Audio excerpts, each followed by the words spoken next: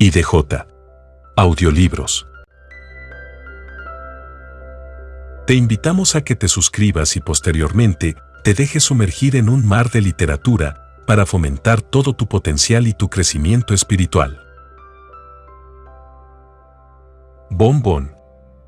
Edgar Allan Poe. Bon Bon. No creo que ninguno de los parroquianos que frecuentaban el pequeño café en el Cal de Sac-Lefebvre, en Rouen, esté dispuesto a negar que Pierre Bon Bon era un restaurateur de notable capacidad. Me parece todavía más difícil negar que Pierre Bon Bon era igualmente bien versado en la filosofía de su tiempo. Sus pâtés de foie eran intachables, pero ¿qué pluma podría hacer justicia a sus ensayos sur la nature, a sus pensamientos sur el âme, a sus observaciones sur el esprit? Si sus omelettes, si sus fricandeux eran inestimables, ¿qué literato de la época no hubiera dado el doble por una idea de Bon Bon que por la despreciable suma de todas las ideas de los Ebons? Bon Bon había explorado bibliotecas que para otros hombres eran inexploradas, había leído más de lo que otros podían llegar a concebir como lectura, había comprendido más de lo que otros hubieran imaginado posible comprender, y si bien no faltaban en la época de su florecimiento algunos escritores de Rouen para quienes su dicta no evidenciaba ni la pureza de la academia, ni la profundidad del liceo. Y a pesar, nótese bien, de que sus doctrinas no eran comprendidas de manera muy general, no se sigue empero de ello que fuesen difíciles de comprender. Pienso que su propia evidencia hacía que muchas personas las tomaran por abstrusas. Kant mismo, pero no llevemos las cosas más allá, debe principalmente su metafísica a Bon Bon. Este no era platónico ni, hablando en rigor, aristotélico, tampoco, a semejanza de Leibniz, malgastaba preciosas horas que podían emplearse mejor inventando una fricase o facili gradu, analizando una sensación, en frívolas tentativas de reconciliar todo lo que hay de inconciliable en las discusiones éticas. ¿O no? Bon Bon era jónico. Bon Bon era igualmente itálico. Razonaba a priori. Razonaba a posteriori. Sus ideas eran innatas. O de otra manera. Creía en Jorge de Trebisonda. Creía en Bessarion. Bon Bon era, enfáticamente, bonbonista. He hablado del filósofo en su calidad de restaurateur. No quisiera, empero, que alguno de mis amigos vaya a imaginarse que, al cumplir sus hereditarios deberes en esta última profesión, nuestro héroe dejaba de estimar su dignidad y su importancia. Lejos de ello. Hubiera sido imposible decir cuál de las dos ramas de su trabajo le inspiraba mayor orgullo. Opinaba que las facultades intelectuales estaban íntimamente vinculadas con la capacidad estomacal. Incluso no creo que estuviera muy en desacuerdo con los chinos, para quienes el alma reside en el estómago. Pensaba que, como quiera que fuese, los griegos tenían razón al emplear la misma palabra para la mente y el diafragma. No pretendo insinuar con esto una acusación de glotonería o cualquier otra imputación grave en perjuicio del metafísico. Si Pierre Bon Bon tenía sus debilidades, ¿y qué gran hombre no las tiene por miles? Eran debilidades de menor cuantía, faltas que, en otros caracteres, suelen considerarse con frecuencia a la luz de las virtudes. Con respecto a una de estas debilidades, ni siquiera la mencionaría en este relato si no fuera por su notable prominencia, el extremo alto relevo con que asoma en el plano de sus características generales. Él aquí jamás perdía la oportunidad de hacer un trato. No digo que fuera avaricioso. Nada de eso. Para la satisfacción del filósofo, no era necesario que el trato fuese ventajoso para él. Con tal que se hiciera el convenio de cualquier género, término o circunstancia, veíase por muchos días una triunfante sonrisa en su rostro y un guiñar de ojos llenos de malicia que daba pruebas de su sagacidad. Un humor tan peculiar como el que acabo de describir hubiera llamado la atención en cualquier época, sin que tuviera nada de maravilloso. Pero en los tiempos de mi relato, si esta peculiaridad no hubiese llamado la atención, habría sido ciertamente motivo de maravilla. Pronto se llegó a afirmar que, en todas las ocasiones de este género, la sonrisa de Bon Bon era muy diferente de la franca sonrisa irónica con la cual reía de sus propias bromas, o recibía a un conocido. Corrieron rumores de naturaleza inquietante, repetíanse historias sobre tratos peligrosos, concertados en un segundo y lamentados con más tiempo, y se citaban ejemplos de inexplicables facultades, vagos deseos e inclinaciones anormales, que el autor de todos los males suele implantar en los hombres para satisfacer sus propósitos. El filósofo tenía otras debilidades, pero apenas merecen que hablemos de ellas en detalle. Por ejemplo, es sabido que pocos hombres de extraordinaria profundidad de espíritu dejan de sentirse inclinados a la bebida. Si esta inclinación es causa o más bien prueba de esa profundidad, es cosa más fácil de decir que de demostrar. Hasta donde puedo saberlo, Bon Bon no consideraba que aquello mereciera una investigación detallada, y tampoco yo lo creo.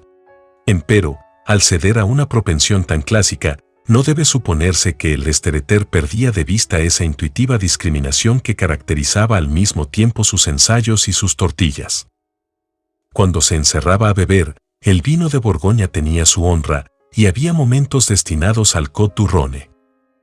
Para él, el Sauternes era al Madac lo que Catulo a Homero.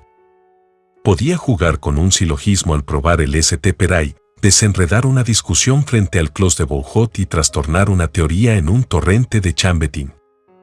Bueno hubiera sido que un análogo sentido del decoro lo hubiese detenido en la frívola tendencia a que he aludido más arriba, pero no era así. Por el contrario, dicho trato filosófico Bon Bon llegó a adquirir a la larga una extraña intensidad, un misticismo, como si estuviera profundamente teñido por la diablerie de sus estudios germánicos favoritos. Entrar en el pequeño café del Cal de Sac-Lefebvre, en la época de nuestro relato, era entrar en el sanctum de un hombre genio. Bon Bon era un hombre de genio. No había un solo su cuisinier en Rouen que no afirmara que Bon Bon era un hombre de genio. Hasta su gato lo sabía, y se cuidaba mucho de atusarse la cola en su presencia. Su gran perro de aguas estaba al tanto del hecho y, cuando su amo se le acercaba, traducía su propia inferioridad conduciéndose admirablemente y bajando las orejas y las mandíbulas de manera bastante meritoria en un perro. Sin duda, empero, mucho de este respeto habitual podía atribuirse a la apariencia del metafísico. Un aire distinguido se impone, preciso es decirlo, hasta a los animales, y mucho había en el aire del Lestereter que podía impresionar la imaginación de los cuadrúpedos. Siempre se advierte una majestad singular en la atmósfera que rodea a los pequeños grandes si se me permite tan equívoca expresión que la mera corpulencia física no es capaz de crear por su sola cuenta. Por eso, aunque Bon Bon tenía apenas 3 pies de estatura y su cabeza era minúscula, nadie podía contemplar la rotundidad de su vientre sin experimentar una sensación de magnificencia que llegaba a lo sublime. En su tamaño, tanto hombres como perros veían un arquetipo de sus capacidades y en su inmensidad el recinto adecuado para su alma inmortal. En este punto podría, si ello me complaciera, extenderme en cuestiones de atuendo y otras características exteriores de nuestro metafísico. Podría insinuar que llevaba el cabello corto, cuidadosamente peinado sobre la frente y coronado por un gorro cónico de franela con borlas, que su chaquetón verde no se adaptaba a la moda reinante entre los Lestereters ordinarios, que sus mangas eran algo más amplias de lo que permitía la costumbre, que los puños no estaban doblados, como ocurría en aquel bárbaro periodo, con el mismo material y color de la prenda, sino adornados de manera más fantasiosa, con el abigarrado terciopelo de Génova. Que sus pantuflas eran de un púrpura brillante, curiosamente afiligranado, y que se las hubiera creído fabricadas en el Japón de no ser por su exquisita terminación en punta y la brillante coloración de sus bordados y costuras. Que sus calzones eran de esa tela amarilla semejante al satén, que se denomina amebel, que su capa celeste, que por la forma semejaba una bata, ricamente ornamentada con dibujos carmesíes, flotaba gentilmente sobre los hombros como la niebla de la mañana.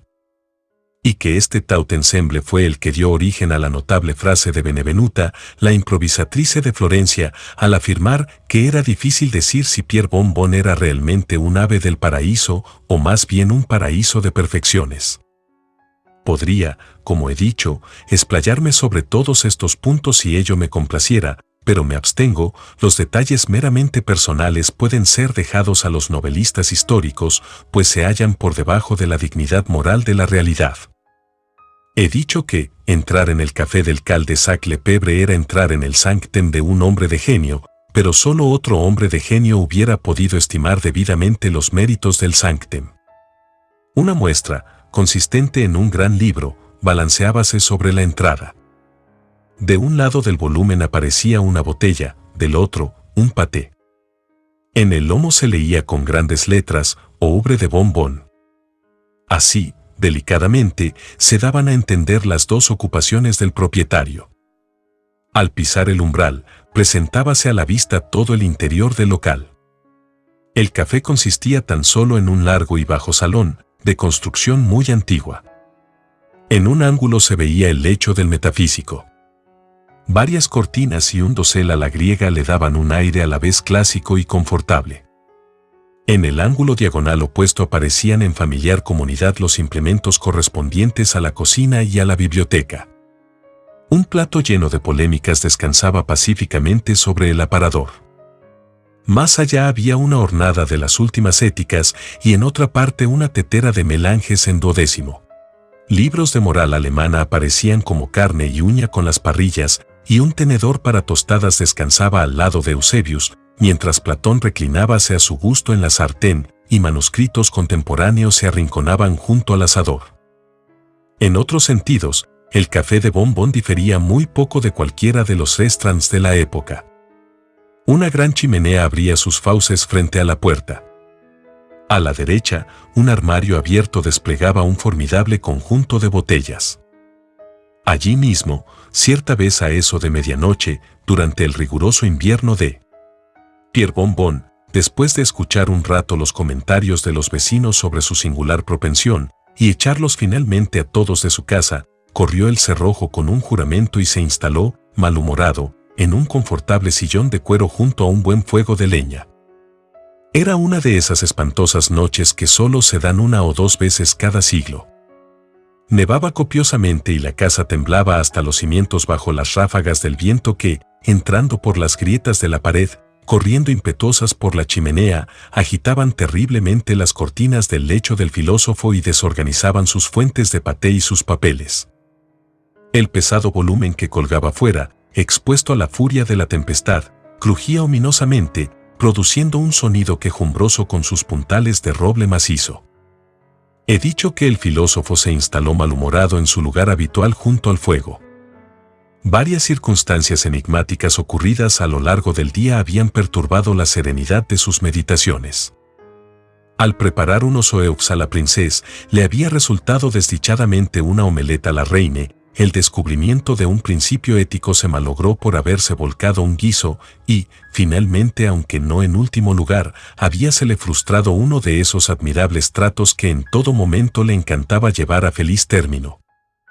Empero, a la irritación de su espíritu nacida de tan inexplicable contrariedad no dejaba de mezclarse algo de esa ansiedad nerviosa que la furia de una noche tempestuosa se presta de tal manera a provocar.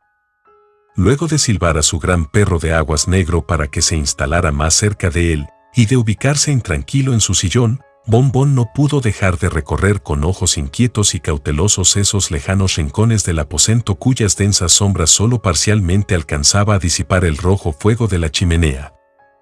Luego de completar un escrutinio cuya exacta finalidad ni siquiera él era capaz de comprender, acercó a su asiento una mesita llena de libros y papeles y no tardó en absorberse en la tarea de corregir un voluminoso manuscrito, cuya publicación era inminente. Llevaba así ocupado algunos minutos, cuando «No tengo ningún apuro», Monsieur Bonbon murmuró una voz quejumbrosa en la estancia. «¡Demonio!», exclamó nuestro héroe, enderezándose de un salto, derribando la mesa a un lado y mirando estupefacto en torno. «Exactísimo», repuso tranquilamente la voz. «Exactísimo».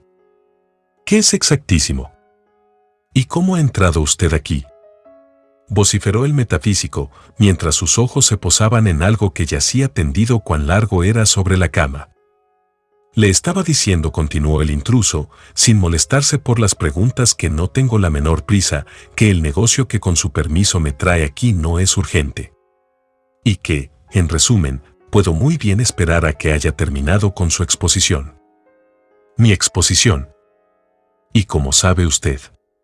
¿Cómo puede saber que estaba escribiendo una exposición? ¡Gran Dios! Es H. Susurró el personaje, con un sonido sibilante, y levantándose presurosamente del lecho, dio un paso hacia nuestro héroe, mientras una lámpara de hierro que colgaba sobre él se balanceaba convulsivamente ante su cercanía. El asombro del filósofo no le impidió observar en detalle el atuendo y la apariencia del desconocido. Su silueta, extraordinariamente delgada y muy por encima de la estatura común, podía apreciarse gracias al raído traje negro que la ceñía y cuyo corte correspondía al estilo del siglo anterior. No cabía duda de que aquellas ropas habían estado destinadas a una persona mucho más pequeña que su actual poseedor. Los tobillos y muñecas se mostraban al descubierto en una extensión de varias pulgadas.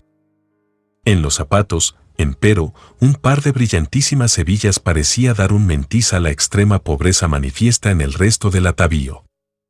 Llevaba la cabeza cubierta y era completamente calvo, aunque del occipucio le colgaba una queva de considerable extensión. Un par de anteojos verdes, con cristales a los lados, protegía sus ojos de la luz y al mismo tiempo impedían que Bon Bon pudiera verificar de qué color y conformación eran. No se notaba por ninguna parte la presencia de una camisa, pero una corbata blanca, muy sucia, aparecía cuidadosamente anudada en la garganta y las puntas, colgando gravemente, daban la impresión, que me atrevo a decir no era intencional, de que se trataba de un eclesiástico. Por cierto que muchos otros detalles, tanto de su atuendo como de sus modales, contribuían a robustecer esa impresión. Sobre la oreja izquierda, a la manera de los pasantes modernos, llevaba un instrumento semejante al taíles de los antiguos. En el bolsillo superior de la chaqueta veíase claramente un librito negro con broches de acero.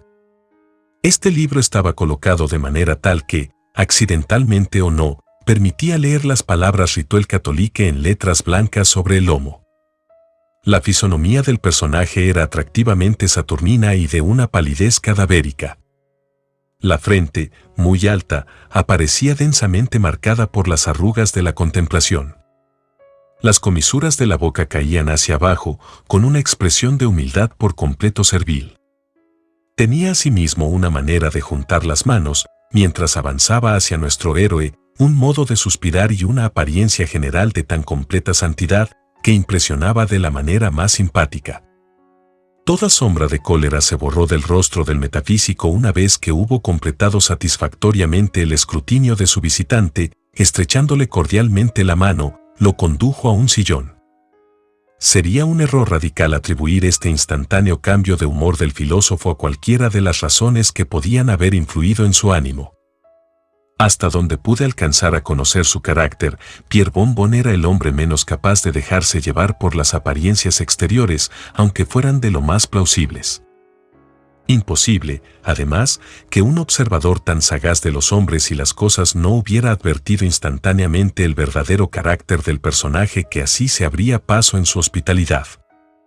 Por no decir más, la conformación de los pies del visitante era suficientemente notable, mantenía apenas en la cabeza un sombrero exageradamente alto, notábase una trémula vibración en la parte posterior de sus calzones y la vibración del faldón de su chaqueta era cosa harto visible. Júzguese, pues, con qué satisfacción encontróse nuestro héroe en la repentina compañía de una persona hacia la cual había experimentado en todo tiempo el más incondicional de los respetos.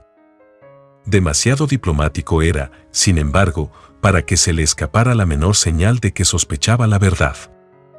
No era su intención demostrar que se daba perfecta cuenta del alto honor que tan inesperadamente gozaba, sino que se proponía inducir a su huésped a que, en el curso de una conversación, le permitiera elucidar ciertas importantes ideas éticas, las cuales, una vez incluidas en su próxima publicación, esclarecerían a la humanidad, inmortalizando de paso a su autor, y bien puedo agregar que la avanzada edad del visitante, así como su conocido dominio de la ciencia moral, permitían suponer que no dejaría de estar al tanto de dichas ideas.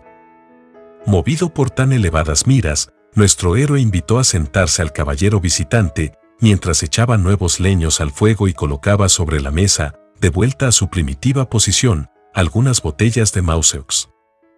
Completadas rápidamente estas operaciones, puso su sillón vis a vis con el de su compañero y esperó a que este último iniciara la conversación. Pero los planes, aun los más hábilmente elaborados, suelen verse frustrados en la aplicación, y el restreter quedó estupefacto ante las primeras palabras de su visitante. «Veo que me conoce usted», Bon Bon dijo. «Ja, ja, ja, J-E, J-E, J-E, ji, ji, ji, jo, jo, jo, yu, yu, yu». Y el diablo, renunciando bruscamente a la santidad de su apariencia, abrió en toda su capacidad una boca de oreja a oreja, como para mostrar una dentadura mellada pero terriblemente puntiaguda, y, mientras echaba la cabeza hacia atrás, rió larga y sonoramente, con maldad, con un resonar estentóreo, mientras el perro negro, agazapado, se agregaba al clamoreo, y el gato, huyendo a la carrera, se erizaba y maullaba desde el rincón más alejado del aposento. Pero nada de esto fue imitado por el filósofo. Era un hombre de mundo y no rió como el perro ni traicionó su temblor con maullidos como el gato. Preciso es confesar que estaba algo asombrado al ver que las blancas letras que formaban las palabras Rituel Catholique sobre el libro que sobresalía del bolsillo de su huésped se transformaban instantáneamente en color y en sentido, y que en lugar del título original brillaban con rojo resplandor las palabras Registre des condamnés. Esta sorprendente circunstancia dio a la respuesta de Bon Bon un tono un tanto confuso que, de lo contrario, creemos, no hubiera tenido. «Pues bien, señor», dijo el filósofo. «Pues bien, señor. Para hablar sinceramente, creo que usted es. Palabra de honor.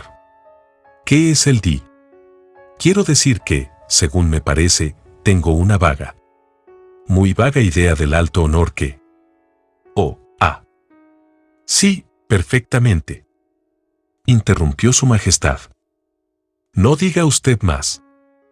Ya me doy cuenta». Y, quitándose los anteojos verdes, limpió cuidadosamente los cristales con la manga de su chaqueta y los guardó en el bolsillo. Si Bon Bon se había asombrado por el incidente del libro, su asombro creció enormemente ante el espectáculo que se presentó ante él. Al levantar los ojos, lleno de curiosidad por conocer el color de los de su huésped, se encontró con que no eran negros, como había imaginado, ni grises, como podía haberlo imaginado, ni castaños o azules, ni amarillos o rojos, ni purpúreos o blancos, ni verdes. Ni de ningún otro color de los cielos, de la tierra o de las aguas. En resumen, no solamente Bon Bon vio claramente que su majestad no tenía ojos de ninguna especie, sino que le resultó imposible descubrir la menor señal de que hubieran existido en otro momento, pues el espacio donde debían hallarse era tan solo, me veo obligado a decirlo, una lisa superficie de carne. No entraba en la naturaleza del metafísico abstenerse de hacer algunas averiguaciones sobre las fuentes de tan extraño fenómeno, y la respuesta de su majestad fue tan pronta como digna y satisfactoria. «Ojos. Mi querido Bon Bon. Ojos. ¿Dijo usted ojos? Ya veo. Supongo que las ridículas imágenes que circulan sobre mí le han dado una falsa idea de mi apariencia personal. Ojos.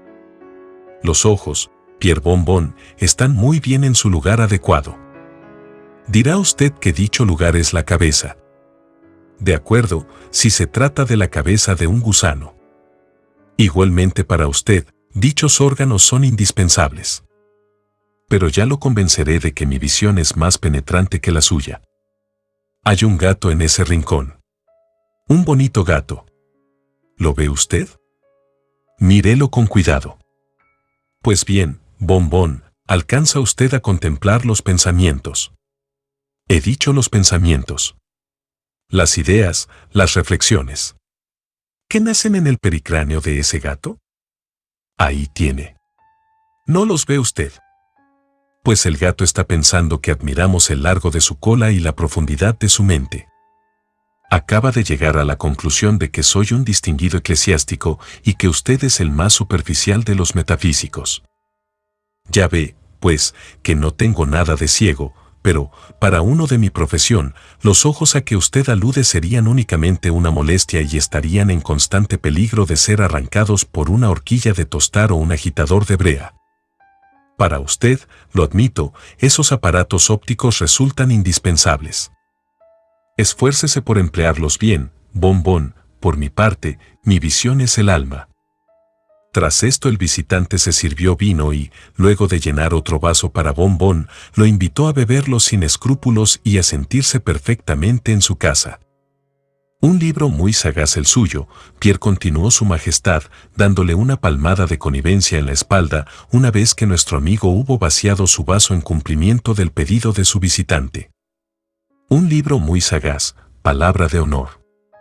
Un libro como los que a mí me gustan. Pienso, sin embargo, que su presentación del tema podría mejorarse y muchas de sus nociones me recuerdan a Aristóteles. Este filósofo fue uno de mis conocidos más íntimos. Lo quería muchísimo por su terrible mal humor, así como por la increíble facilidad que tenía para equivocarse.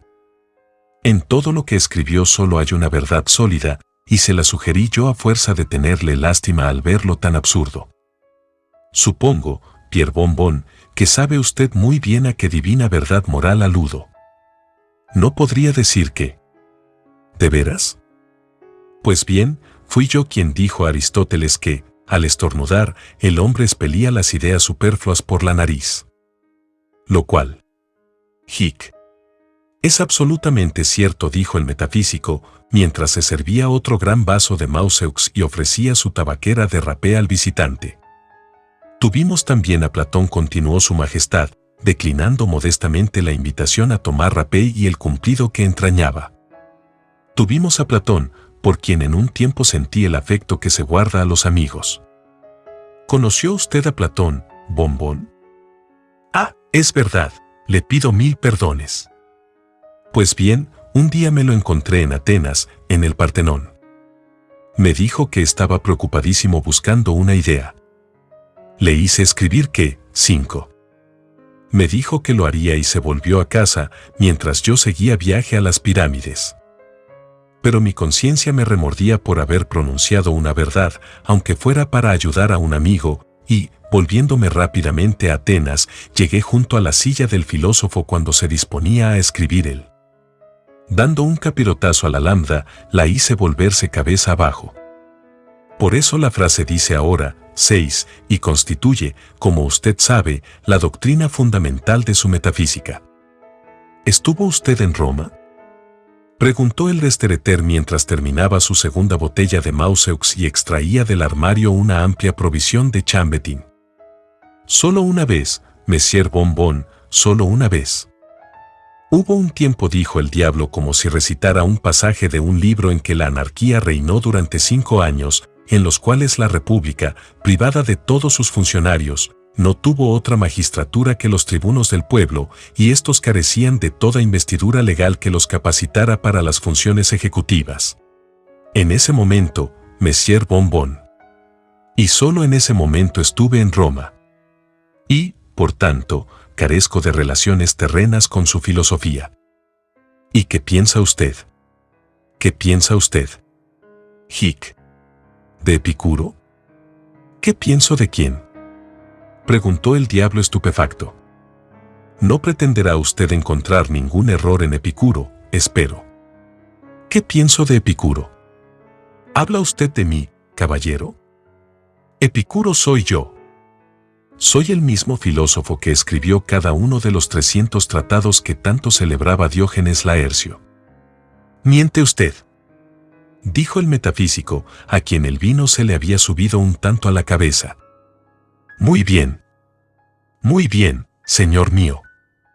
Ciertamente muy bien, dijo su majestad, al parecer sumamente halagado. Miente usted, repitió el restaurador, dogmáticamente. Miente. Hic. Usted. Pues bien, sea como usted quiera, dijo el diablo pacíficamente, y Bombón, después de vencer a su majestad en la controversia, consideró de su deber concluir una segunda botella de chambetín. Como iba diciendo, continuó el visitante, y como hacía notar hace un momento, en ese libro suyo, Monsieur Bon, hay algunas nociones demasiado outrées. ¿Qué pretende usted, por ejemplo, con todo ese camelo del alma? ¿Puede usted decirme, caballero, qué es el alma? El Hic. Alma, repitió el metafísico, remitiéndose a su manuscrito, es indudablemente. No, señor. Indudablemente. No, señor. Indudablemente. No, señor. Evidentemente. No, señor. Incontrovertiblemente. No, señor. Hic. No, señor. E incuestionablemente, él. No, señor, el alma no es eso. Aquí el filósofo, con aire furibundo, aprovechó la ocasión para dar instantáneo fin a la tercera botella de chambetín. Pues entonces. Hic. Diga usted, señor, ¿qué es? No es ni esto ni aquello, Monsieur Bon, repuso pensativo su majestad. He probado. Quiero decir, he conocido algunas almas muy malas y algunas otras excelentes. Al decir esto se relamió, pero, como apoyara involuntariamente la mano en el volumen que llevaba en el bolsillo, se vio atacado por una violenta serie de estornudos. Conocí el alma de Cratino, continuó. Era pasable. La de Aristófanes, chispeante. Platón. Exquisito. No su Platón, sino el poeta cómico, su Platón hubiera hecho vomitar a Cerbero. ¡Puah! Veamos. Tuvimos a Nevio, Andrónico, Plauto y Terencio. Luego Lucilio, Catulo, Nasón y Quinto Flaco. Querido Quintón. Así lo apodaba yo mientras cantaba un seculare para divertirme y yo lo tostaba suspendido de un tridente. Tan divertido. Pero a esos romanos les falta sabor. Un griego gordo vale por una docena de ellos, aparte de que se conserva, cosa que no puede decirse de un quirite. Probemos sus sauternes. A esta altura, Bon había decidido mantenerse fiel al nil admirari y se apresuró a bajar las botellas en cuestión. Notaba, empero, un extraño sonido, como si alguien estuviera meneando el rabo. Pero el filósofo prefirió no darse por enterado de tan indecorosa conducta de su majestad, limitóse a dar un puntapié al perro y ordenarle que se estuviera quieto. El visitante continuó entonces. Descubrí que Horacio tenía un sabor muy parecido al de Aristóteles. Y ya sabe usted que me agrada la variedad. Imposible diferenciar a Terencio de Menandro. Para mi asombro, Nasón era Nicandro disfrazado. Virgilio tenía un tonillo nasal como el de Teócrito.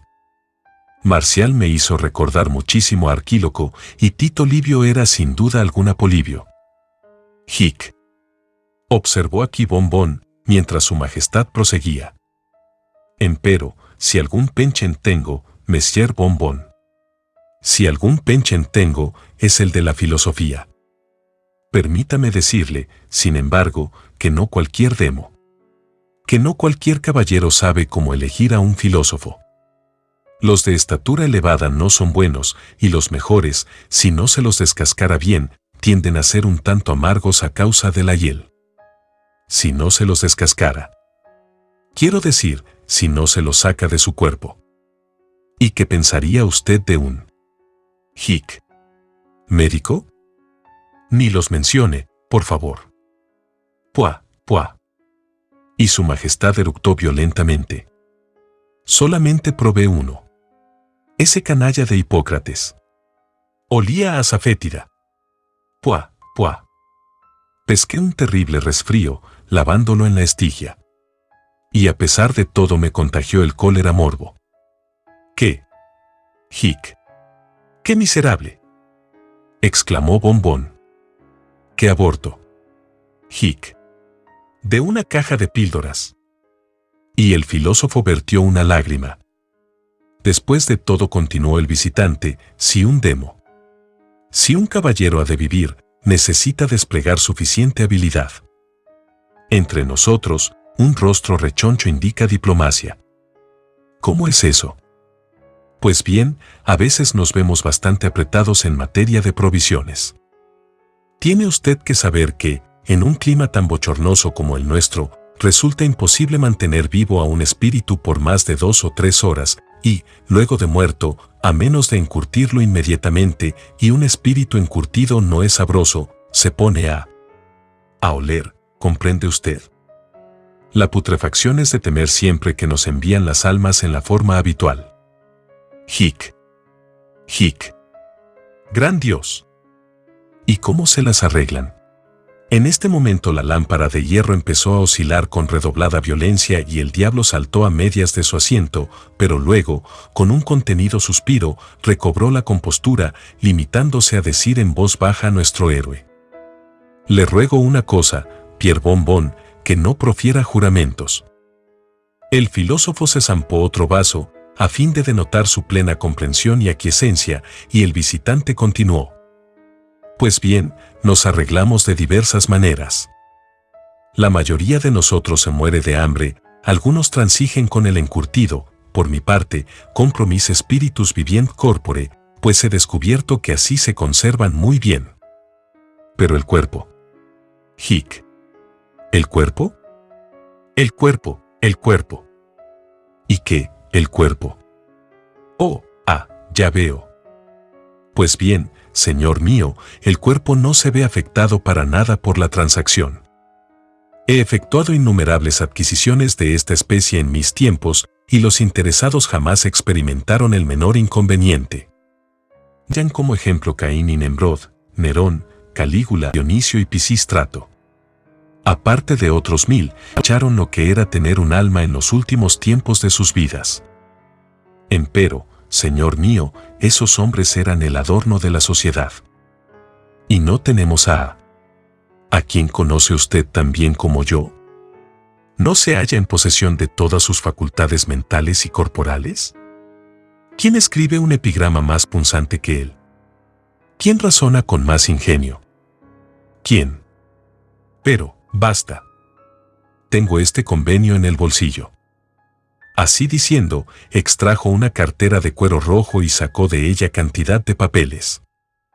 Bombón alcanzó a ver parte de algunos nombres en diversos documentos: Maquiav, Massa, Robespierre, y las palabras Calígula, George, Elizabeth. Su Majestad eligió una angosta tira de pergamino y procedió a leer las siguientes palabras: «A cambio de ciertos dones intelectuales que es innecesario especificar, y a cambio, además, de 1000 luises de oro, yo, de 1 año y 1 mes de edad, cedo por la presente al portador de este convenio todos mis derechos, títulos y pertenencias de esa sombra llamada mi alma. Firmado a». Y aquí su Majestad leyó un nombre que no me creo justificado a indicar de una manera más inequívoca. Era un individuo muy astuto, resumió, pero, como usted, Monsieur Bombón, se equivocaba acerca del alma. El alma. Una sombra. Ja, ja, ja. J-E, J-E, J-E. You. Imagínese una sombra fricase. Imagínese. Hic. Una sombra fricase. Repitió nuestro héroe, cuyas facultades se estaban iluminando grandemente ante la profundidad del discurso de su Majestad. Imagínese. Hic. Una sombra fricase. Repitió. Que me cuelguen. Hic. Hic. ¿Y si yo hubiera sido tan? Hic. Tan estúpido. Mi alma, señor. Hic. ¿Su alma, Monsieur Bombón? Sí, señor. Hic. Mi alma es. ¿Qué, señor mío? No es ninguna sombra, que me cuelguen. ¿Quiere usted decir? Sí, señor. Mi alma es. Hic. Sí, señor. ¿No pretende usted afirmar que mi alma es hic, especialmente calificada para hic? Para ¿un qué, señor mío? Un estofado. Un soufflé. Un fricase. ¿De veras? Ragout y fricandeau. Veamos un poco, mi buen amigo. Se la dejaré a usted.